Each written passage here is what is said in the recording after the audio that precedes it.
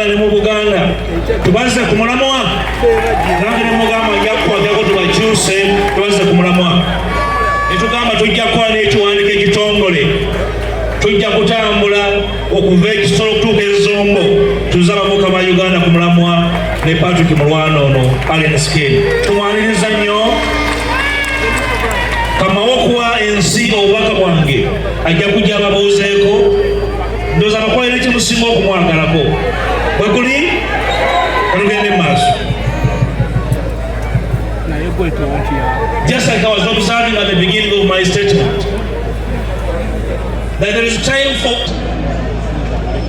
with the young, the old, the women, the youth, the children, the religious leaders, cultural leaders. I have consulted, which is why some months back the world was waiting to hear from me, asking Mpuuga Zakoshi. I'm here to tell you and tell the world and I want you to listen. Probably in our lifetime we shall not have occasion to service as to the afflictions, to the challenges, to the inhibitions that we have encountered in trying to engender the kind of democracy that we have desired over time. No doubt you all know that my life and the life for most of you has been a life of struggle in trying to bring the best out of ourselves and the best out of Uganda, so that the bequest that Uganda will become, that the heritage that Uganda and the rest of Uganda will become, will be one we can bequeath to generations.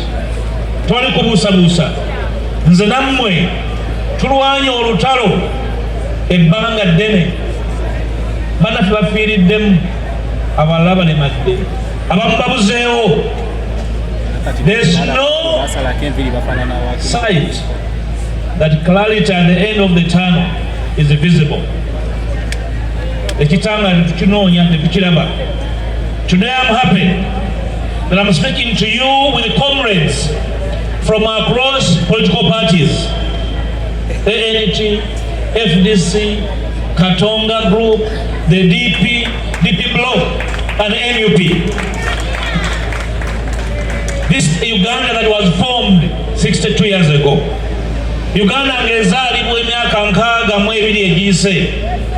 Ekifaananyi ekyaliwo ekya Uganda eyawamu egenda mu maaso. One independent progressive country that will serve all and sundry. One nation united in the service of her people. That for 62 years we have not achieved. And sadly, one single person has been at the helm of the state for 40 years. I am 49 years. Somebody has ruled for 40 years. He came to power when I was barely 9 years in primary 4. It's a shame. Okufuga banne emyaka 4 kya bujega. Okubalemerako kya buyaayi. Obutawa kkubo lye tugenda kukwata kya bugwagwa. I'm here to invite you to join me, to join my leader team, to join the DP Bloc, to join the whole alliance my brother Chamunda has talked about, into one single file of struggling Ugandans for a better country. And I can tell you, we have missed a lot of opportunities.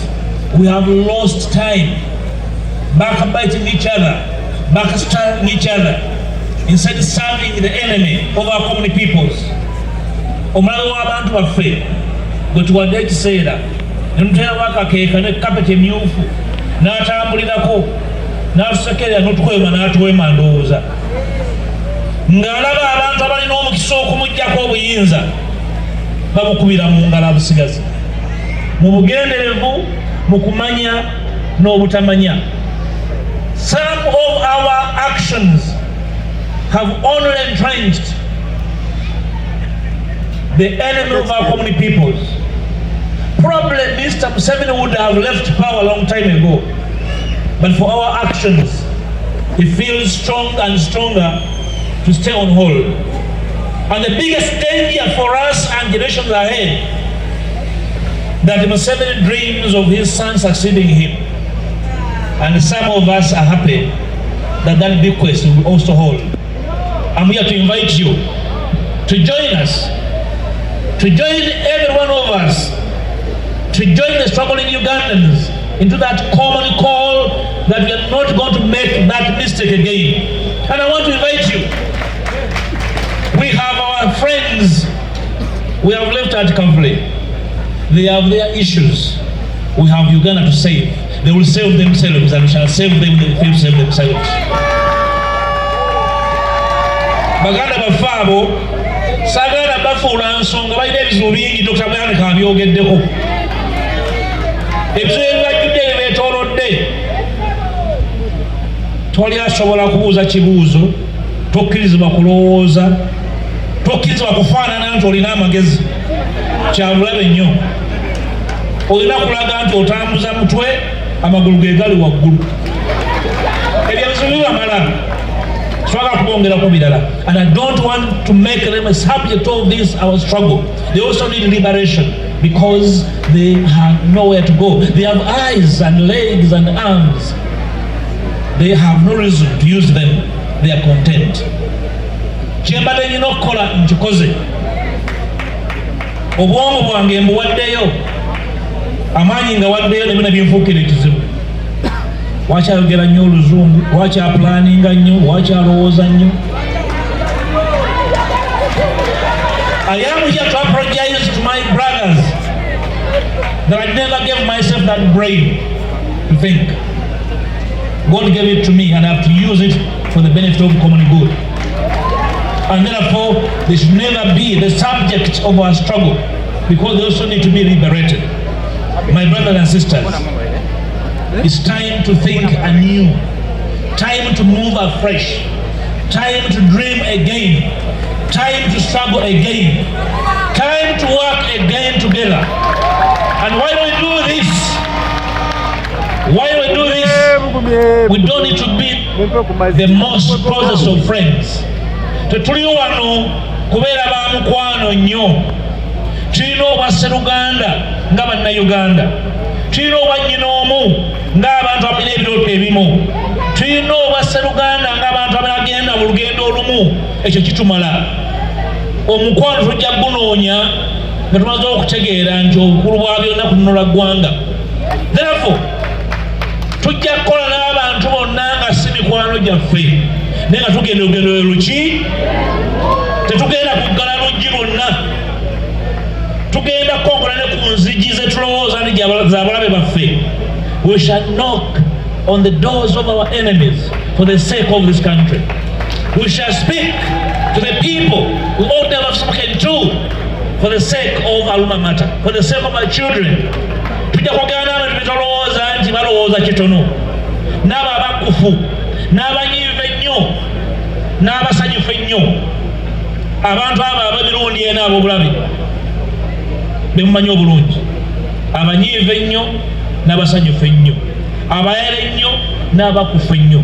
We shall look for them, speak to them, and ask them that we have one job to do to save this country from going down the abyss. This is the job me and you are here to promise. This country is a suffering nation, the sick country. People are sick, people are tired, people are injured, people are harmed. Please rise.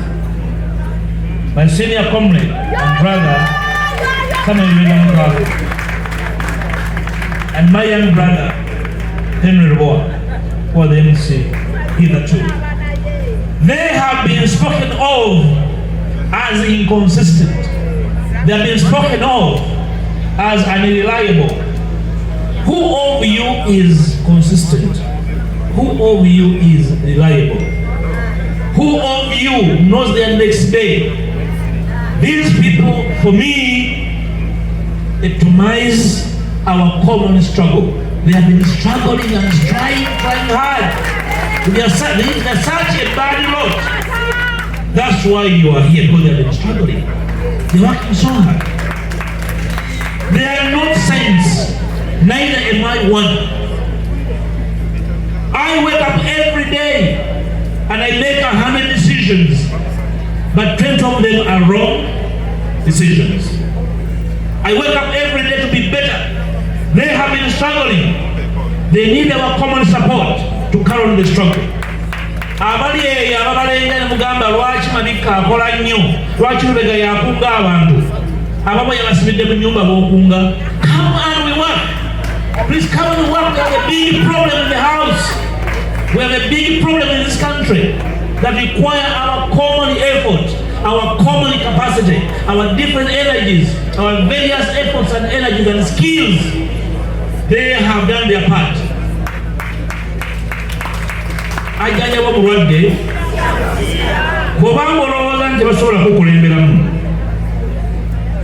bakuyisa okwabya olumbe muleete omusika abadde ebigere watolina musika respect them.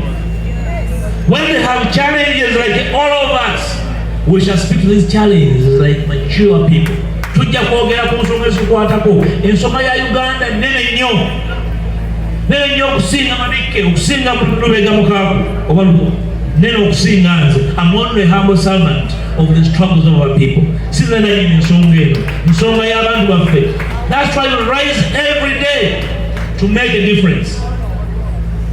This platform, the Democratic Alliance, in the coming month will transform into an electoral platform.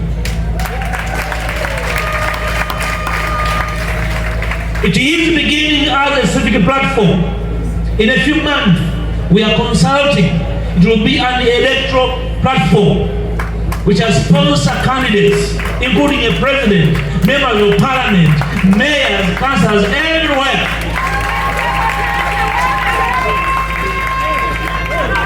We don't need anybody's approval to do that. Straight I complain that for Lukusakola echo. Omukago guno kugenda kutambula mu kwongera okwebuuza n'okweyubula. Emyezi egijja bujja kusimbawo n'abakulembeze ne president nga mwali, bameeya, abaka ba parliament, bakansala. Straight agalukusalwa muntu yenna. We only need the support of Uganda that want to see a different Uganda. Mwabaze wano tubatuma to be the ambassadors of this platform. So to you, my brothers, away from this platform, omukago guno gukyali muggule. We are going to speak to everyone. Banafu abali mu DP ey'enkumi eyawanguka mu mini. They are very good people. They nurtured me. They made me what I am. They trained me. To you young people, we are going to return that favor. Tugenda bawo obudde tubatendeke, tubasomese, tubabulire ekyokukola, ate tubadeployinge mugende mukole. Like we were trained and deployed. We owe you that duty. Ngenda bawo obudde nga bwe nasuubiza era ntandise.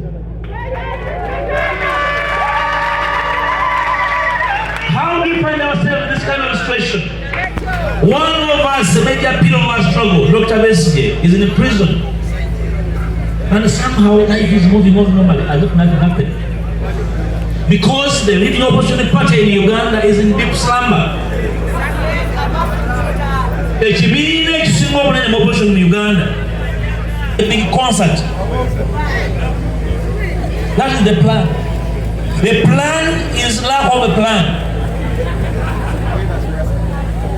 I want to believe that it is deliberate.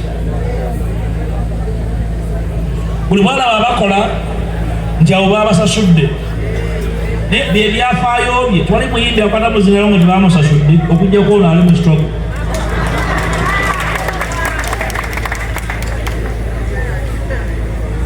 They must know that they are citizens. They are strugglers. You don't have to pay them to do certain things. They will ask you to be byokola ne akusasula. Comrades, we don't bajja mpyo ziri ku mugongo ziri mu mannyo era bakyayagala. What shall we tell our children? Nti twaliwo ne tulaba ne tutya nnyo kubanga baali batuvuma nga batutyoboola. And some of those people hired to do that, I want to tell you, nje temuli mukola mulinganga abakulamira muzibe kwatabalaba. We don't have your time. We have time for this struggle. We have time to work for this unity. We are a fractured opposition. We must admit that we are fractured, that we must work so hard, that we must climb down our high horses and come down and speak to each other in humility and sincerity as to what we need to do and must do urgently to save this nation from going down the abyss. That's the job. The DA must rise to the promise of our independence.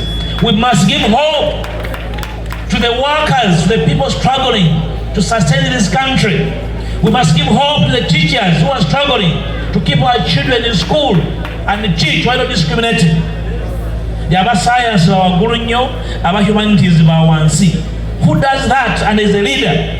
We must give hope and promise to the doctors sustaining our ailing health care. We must give promise and hope to the farmers who are struggling and they are being alienated from the promise of our independence.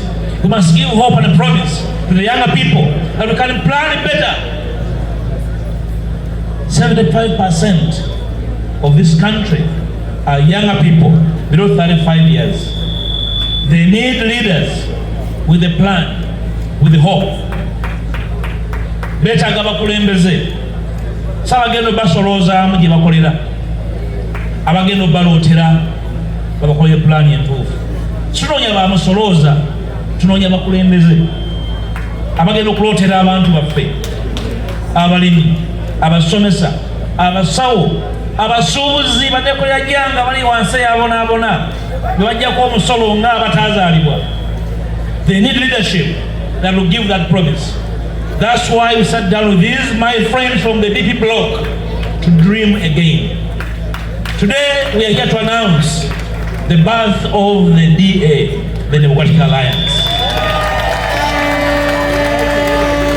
We have given ourselves that task to move all the way. We are going to speak to everyone. We are going to speak to everybody. We are going to knock on every door. We are even going to open and close the windows.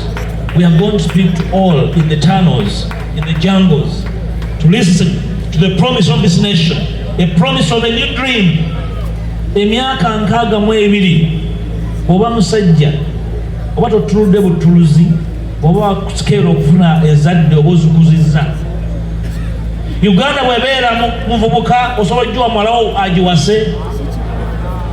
If Uganda were a young man looking for a wife, you'll be giving your daughter to a woman beater. Osobola okuwa muwalawo ekisajja ekikuba abakazi ku kyalo naye kimuwase. We must rekindle the promise of a progressive nation in our words and actions with humility. You saw these, our senior citizens who came